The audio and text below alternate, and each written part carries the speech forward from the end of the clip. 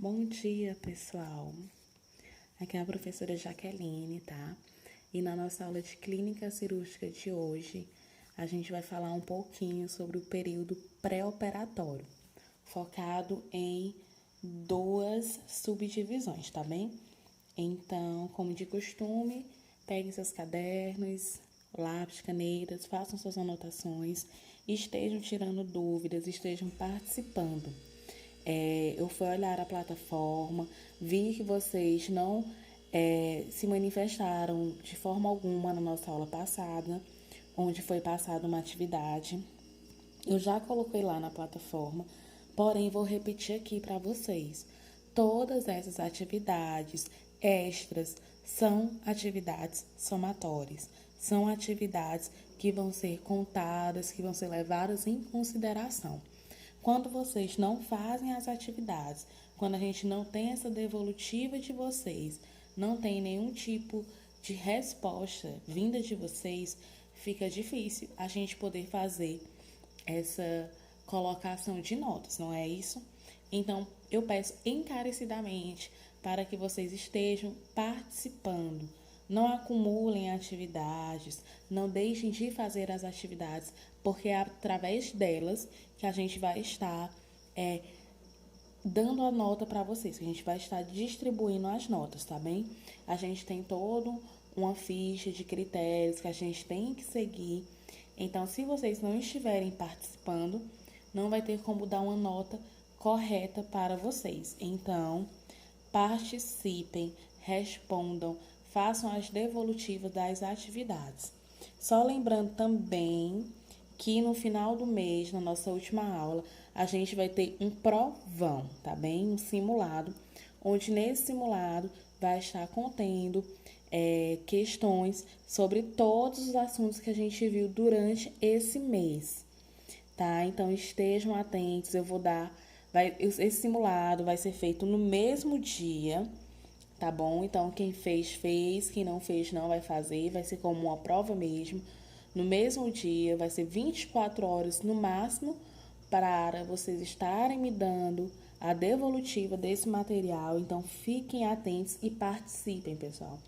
É trabalhoso para a gente estar fazendo esse material, mas a gente está preparando com todo carinho. Então vocês recebam esse material, leiam, estudem, usufruam dele, porque a gente está dando o nosso melhor nesse período. Então seria interessante se vocês estivessem participando dessa forma com a gente, tá bem? Então, com os recados já dados, né? Vamos para a nossa aula, né? O que é pré-operatório? O pré-operatório inicia-se quando o médico indica e combina com o paciente o procedimento cirúrgico e começa a tomar as medidas para prepará-lo para o procedimento. Ou seja, é quando o médico vai estar lá, vai entrar na entrevista, vai discutir qual é a cirurgia que você vai fazer e através dele ele vai passar todas as orientações e as medidas em que você vai ter que estar ciente para aquela cirurgia. Agora a gente vai ver que esse período pré-operatório, ele se divide em dois.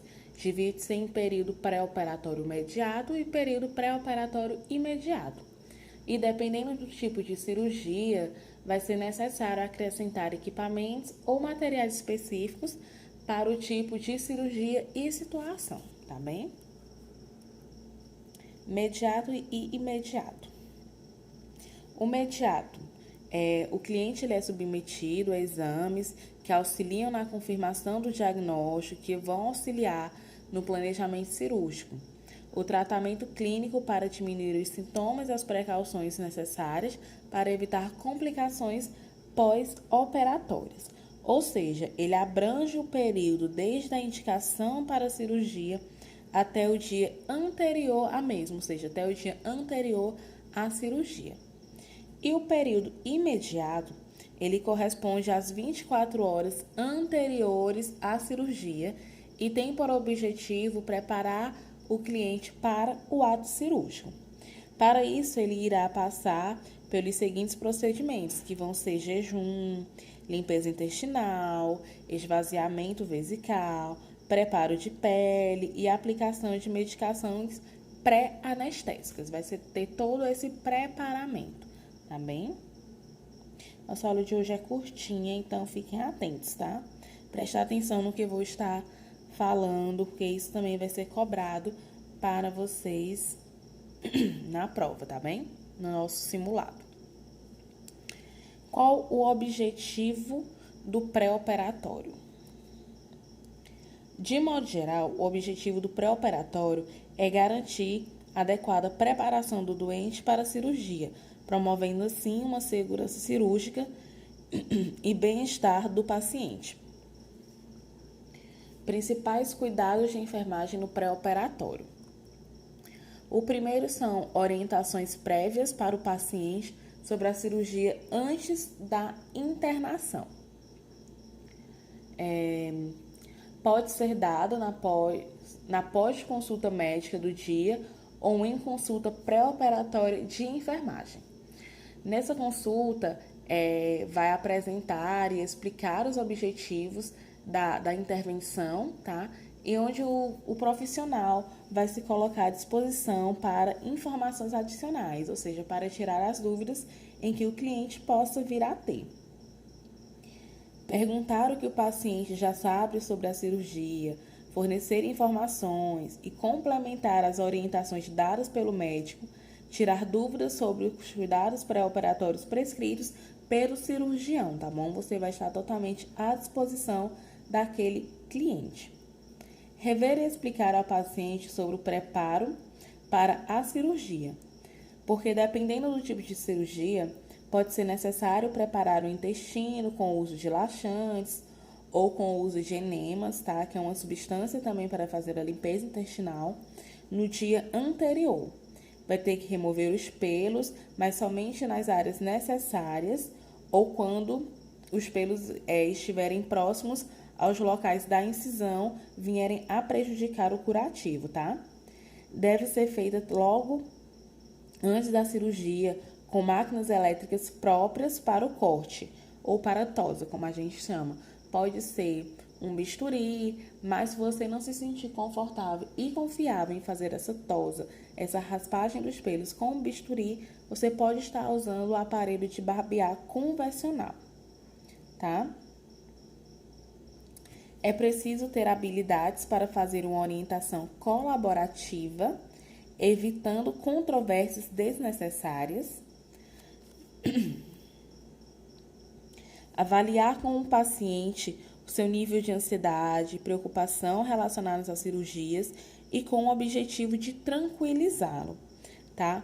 Quando você estimula o paciente a manifestar os seus medos, seus sentimentos de emoção, quando você tenta reduzir a ansiedade e o medo com as orientações, apoio espiritual para o paciente, que são muitos religiosos, apoio psicológico, isso vai deixar ele mais confortável e vai evitar que ele venha a ter complicações pré-cirúrgicas, ou seja, aumento de pressão, ou até mesmo a queda da pressão, de passar mal, de vir a ter uma diarreia. Então, quando você se coloca à disposição do paciente, do cliente, para ter esse contato, esse diálogo, você vai conseguir extrair dele informações que são cruciais para essa intervenção, tá? Entender acerca do que o paciente está sentindo com relação à ansiedade, a nervosismo, é muito importante. Então, o profissional de saúde deve estar atento a esses sinais e estar lá para prepará-lo, para acalmá-lo e para orientá-lo. A gente costuma falar que o profissional de enfermagem ele não é apenas um profissional de enfermagem. Ele é um pouco de médico, ele é um pouco de enfermeira, ele é um pouco de psicólogo. Então, a gente é um pouco de tudo. Então, devemos estar preparados para tudo e qualquer circunstância. Consentimento informado. Explicar e resolver sobre o consentimento informado que deve ser assinado pelo paciente e pelo cirurgião. Essa atribuição, ela é geralmente do médico, tá? E do pessoal administrativo. Compete ao enfermeiro ou ao técnico somente checar se foi cumprido essas atribuições, tá? Em alguns serviços, o paciente só é admitido no bloco cirúrgico ou mesmo no hospital se esse documento estiver assinado, se ele estiver com o consentimento assinado, com todas as informações que vão ser necessárias para aquele ato cirúrgico, tá? O próximo é orientação sobre continuidade ou suspensão dos medicamentos de uso contínuo. Se o paciente usa alguns medicamentos e não recebeu orientação sobre os medicamentos que deveriam ser suspensos para a cirurgia, deve-se encaminhá-lo especificadamente ao médico cirurgião ou anestesista, porque dependendo da rotina do serviço, essa orientação também pode ser dada pelo enfermeiro. Então, você deve estar atento a essa questão das medicações, porque tem medicações que não vão interferir na cirurgia se o paciente tomar até um dia antes ou até mesmo no mesmo dia. Porém, existem medicações, como medicações que a gente costuma falar no popular, que afinam o sangue, como a gente ouve muito falar que é o AS. Se você tomar em período pré-cirúrgico, existe uma frequência maior de ocorrer uma hemorragia, de você estar uma hemorragia ser mais difícil de controlar. Então, você deve estar por dentro, fazer essas perguntas a esse paciente e até mesmo para ter um bloco de anotação eficaz para quando esse bloco descer para o centro cirúrgico, o pessoal do centro cirúrgico e o médico ter todas as informações necessárias. O próximo é a orientação e treinamento do paciente antes da cirurgia para o autocuidado no pós-operatório. Quando você orientar sobre a rotina do pós-operatório, como a questão da alimentação, movimentação, controle da dor, micção, evacuação, repouso, movimentação precoce, acompanhante, cuidador, visitas, reabilitação, tanto respiratória como motora, o tempo provável de internação, remota de medicações de uso contínuo. Você envolver tanto o paciente como seus familiares ou seus cuidadores nessas orientações e treinamentos é fundamental, porque você vai estar deixando o pessoal, a família ciente de como deve se portar perante aquele período pós-cirúrgico, porque ele é essencial para uma boa recuperação.